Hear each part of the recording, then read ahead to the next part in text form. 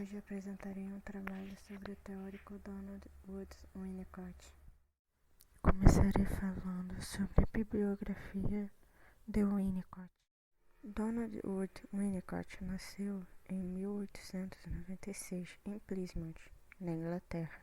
Pertencia a uma família de classe alta, vinculada à política e às velhas tradições britânicas.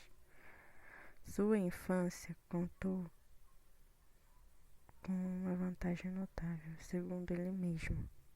Por ser comerciante e prefeito de Plymouth, seu pai não era presente em casa. Sua mãe, por sua vez, era presente, afetuosa e comunicativa. Isso lhe permitiu que crescesse em um ambiente seguro e acolhedor, no qual podia expressar seus medos e inquietações sem barreiras e sem sentir invalidez a todo momento, o que acabou tendo grande influência em seus trabalhos posteriores. Aos 18 anos de idade, Winnicott foi mandado pelo seu pai para um internato em Cambridge, onde iniciou seu estudo de medicina. Depois de uma fratura no braço aos 16 anos de idade, Winnicott escolheu essa carreira na esperança de nunca depender de nenhum médico em caso de doença. No começo de 1914, foi auxiliar de enfermagem em Cambridge, a princípio, e depois se alistou na Marinha. Passada a guerra, continuou seus estudos em Londres e se diplomou em medicina em 1920. Ao ler um livro de Freud, percebeu que a psicanálise era o que estava procurando. Em 1923, Winnicott deu início a um tratamento analítico com James Strachey, que viria a durar 10 anos. Winnicott tornou-se psicanalista habilitado da Sociedade Britânica de Psicanálise por volta de 1935. Fez supervisão com Melanie Klein em 1935 a 1940. Na mesma época, Melanie Klein lhe pediu que recebesse seu filho Erich em análise. Em 1940, Winnicott deu início a uma segunda análise de 10 anos com Johann Riviere. Durante a Guerra de 1939 a 1945, tornou-se psiquiatra das Forças Armadas. Em 1946, a Sociedade Britânica de Psicanálise foi dividida. Em 1954, Winnicott realizou uma supervisão com Melanie Klein. Nesse mesmo período, recebeu o filho de Melanie Klein, Erich. Em 1956 a 1959 e 1965 a 1968, tornou presidente da Sociedade Britânica de Psicanálise. Agora eu vou falar um pouco sobre a obra de Winnicott. Winnicott, apesar de ser psicanalista, faz releitura de Freud e Melanie Klein. Sua linha de pensamento se encontra na linha do meio. Winnicott, apesar de ser psicanalista, conversava muito com a fenomenologia e dava um enfoque muito grande ao ambiente.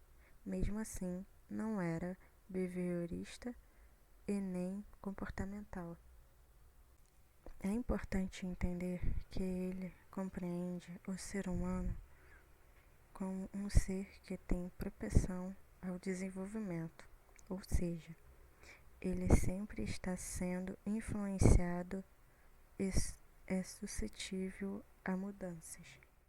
Em sua obra, Winnicott enfatiza sobre o desenvolvimento do bebê em fases.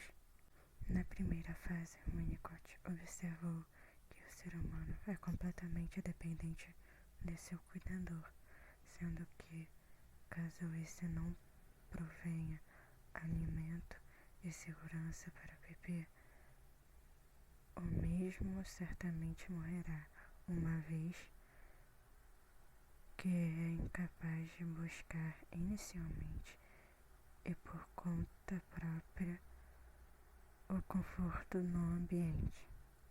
Ele chamou isso de dependência absoluta. Nele, o bebê depende do ambiente. Se o ambiente não for suficientemente bom, as forças que o bebê tem dentro de si ficam contidas e tendem a distribuí-las. Mas se o ambiente for suficientemente bom para esse bebê, tende a progredir. Para Winnicott, o ambiente do bebê é a mãe, ou seja, a mãe tem de ser suficientemente boa para que o bebê tenha um desenvolvimento tanto psíquico quanto físico saudável. Para que a mãe seja suficientemente boa, deve cumprir 3 funções, sendo elas a apresentação do objeto, o holding e o handing. Segundo Winnicott, o bebê desenvolve a expectativa vaga que se origina de uma necessidade não formulada.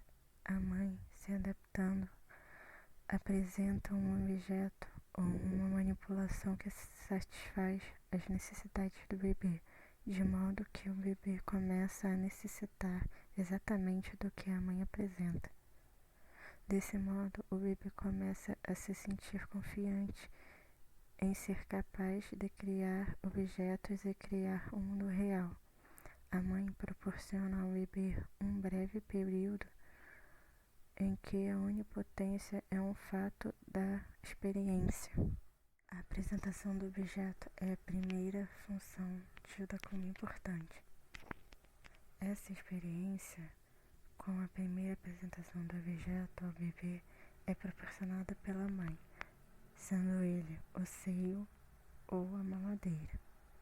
A oferta do seio ou da mamadeira, em horários propícios e necessários, cria-se no bebê a ilusão de que ela é a criadora desse seio, ou seja, o bebê acha que é onipotente a ponto de ter a impressão que é o criador dessa realidade externa, o que supre suas necessidades. Percebe-se que o foco da dependência absoluta é a ilusão decorrente da apresentação do objeto. Winnicott diz que não há intercâmbio entre mãe e o bebê. Isso porque o bebê acredita na sua ilusão que eles são um ser só. Winnicott intitulou isso como mãe-bebê. O holding, por sua vez, tem a função de sustentação. No holding, um dos principais pontos é a criação de uma rotina que trata da segurança para o bebê, como dar banho, mamar, pôr para dormir. O bebê necessita dessas rotinas para se sentir seguro e para pensar sozinho.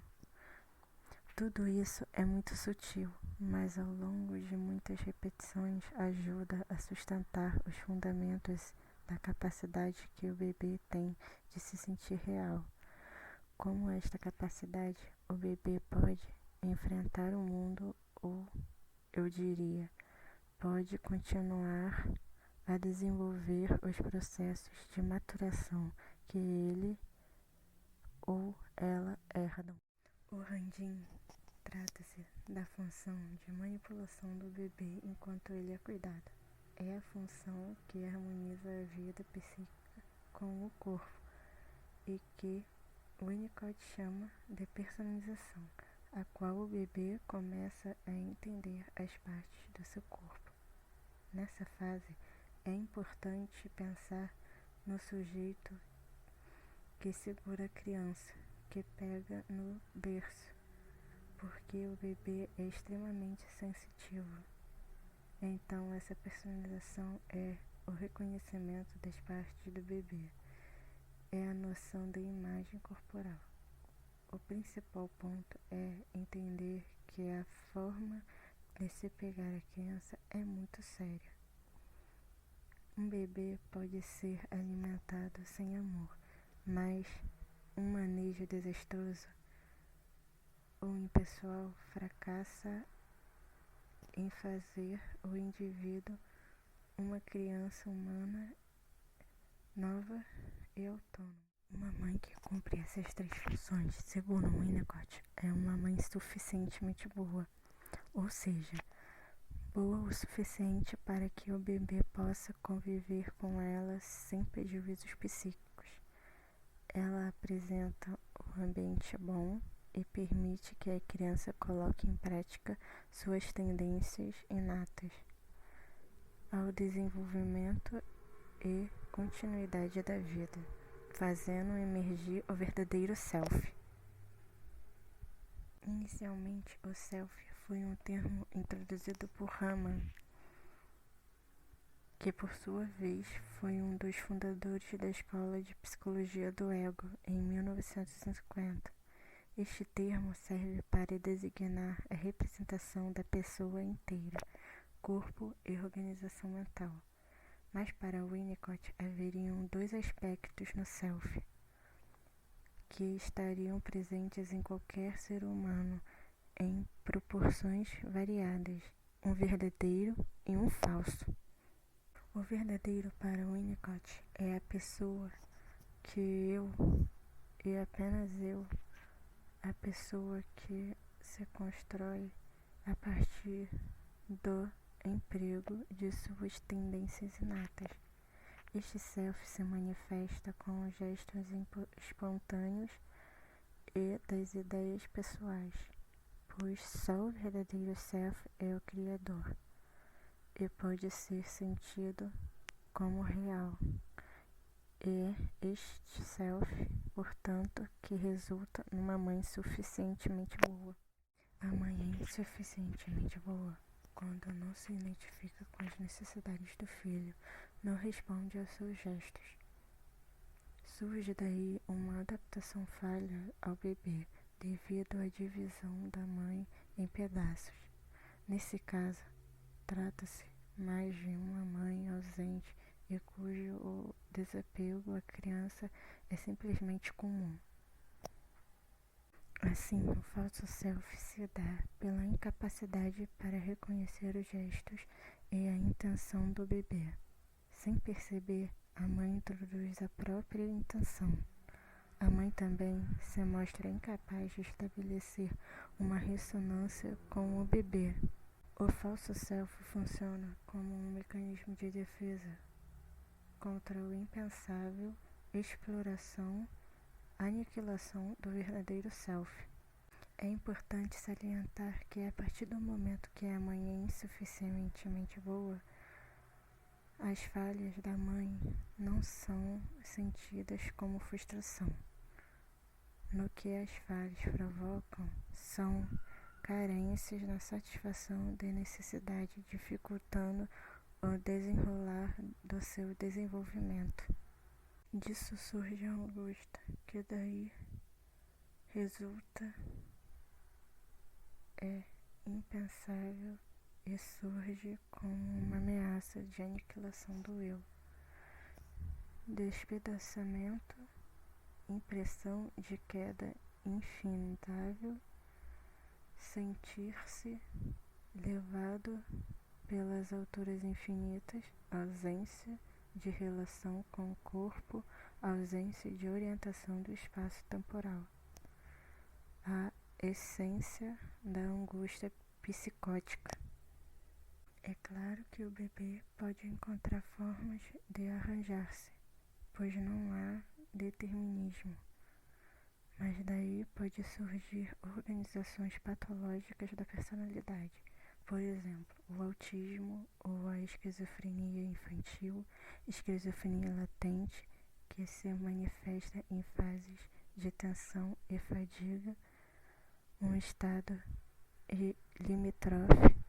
O paciente apresenta-se com neurótico, mas o núcleo do distúrbio é psicótico, personalidade esquizoide, personalidade sadia com elementos esquizoides, e a personalidade baseada no falso self.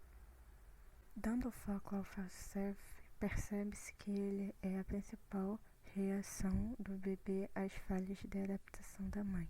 O bebê abdica da esperança de ver suas necessidades satisfeitas e se adapta aos cuidados que não lhe convém, passando a adotar o falso self, experimentando sentimentos de irritabilidade e vacuidade a respeito de si mesmo, dos outros e da vida, e pode se comportar como um ser que não se adapta, mas se funde ao ambiente, passando a reagir de maneira reflexiva.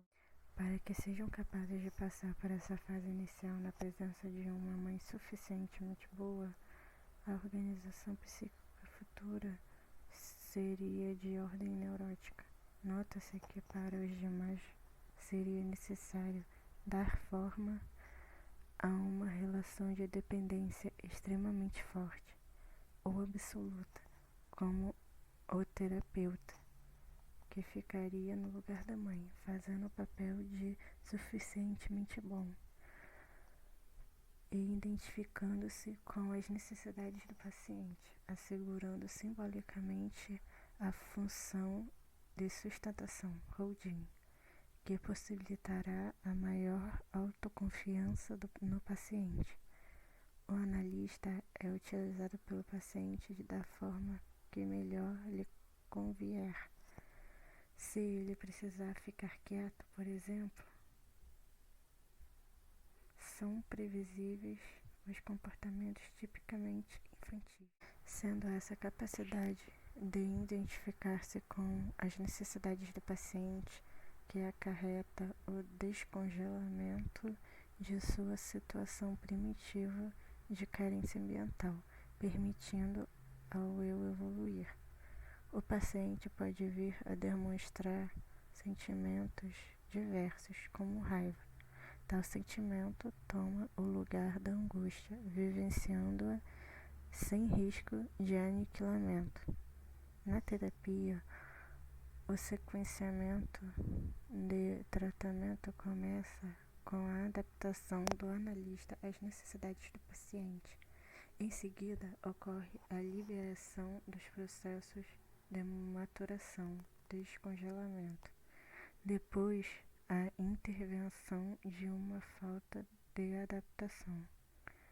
A cólera sentida é expressada pelo paciente e, por fim, um novo processo do eu. Para que então ocorra essa desilusão, é notório perceber que é difícil para a criança, acaba por ser um processo angustiante. Nesse momento, o bebê passa a ter ajuda de um objeto ou fenômeno transicional. Esse objeto pode ser um travesseirinho, um cobertor, um bichinho de pelúcia, algo que ele carregue e que lhe proporcione segurança. O objeto funciona como se fosse uma extensão do corpo da criança. A partir desse momento, inicia o relacionamento objetal de natureza afetuosa. Nessa época, esse objeto ajuda a criança a passar pela desilusão, dando-lhe sensação de mais segurança. Deve-se atentar-se ao fato de que não se deve tirar o objeto transicional da criança. O ambiente deve ser facilitador e deve negociar esse objeto com a criança conforme passa o tempo.